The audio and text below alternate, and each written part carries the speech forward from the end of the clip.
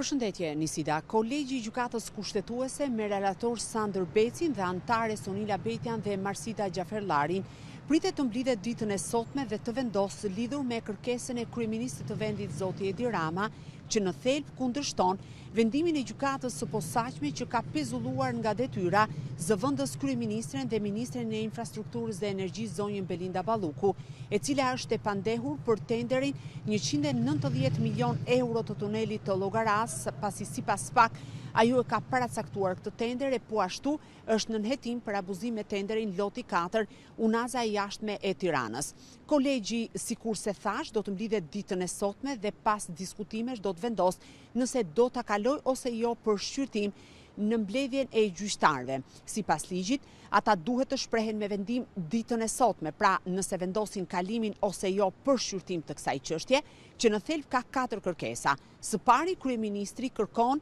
që të pezullohet vendimi i gjykatës së posaçme për pjesën që i ka ndaluar zonjës Balluku të ushtrojë funksionet publike si zëvendës kryeministre dhe ministre e infrastrukturës dhe energjisë. Më pas, zoti Rama kërkon interpretim të nenit 103, konkretisht pika 3, sipas të cilit antarët e kabinetit qeveritar, pra ministrat, gëzojnë të drejtat ashtu sikurse të jenë deputet të kuvendit. Po ashtu zoti Rama pretendon se vendimi i gjykatës së posaçme ka ndërhyrë në punët e ekzekutivit të kuvendit, por edhe të presidentit. Ai pretendon se me këtë vendim gjykata e posaçme ka cënuar një të drejtë të tij si kryeministër, përderisa kushtetuta dhe ligji i jep mundësinë dhe të drejtën atij të propozojë dhe emërojë ministrat. Kështu që kolegji pritet ta shqyrtojë këtë çështje dhe të shohë nëse ka vend ose jo për të kaluar në mbledhjen e gjyqtarëve, dhe nëse kalon në mbledhjen e gjyqtarëve, 8 antarët e gjykatës kushtetuese do duhet të vendosin nëse Belinda Balluku do të vijojë të qëndrojë pezulluar nga detyra dhe nën hetim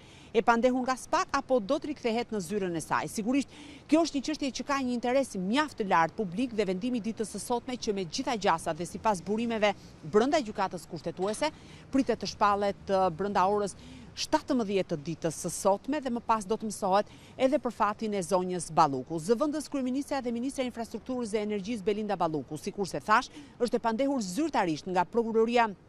e posaçme kundër korrupsionit dhe krimit të organizuar për abuzim dhe paracaktim të tenderit 190 milion euro të tunelit të Llogaras, e gjithashtu është nën hetim për tenderin loti 4, unaza e madhe. Duhet theksuar po ashtu se sipas PAK, nga komunikimet me saj dhe ish-varësit të zonjës Balluku,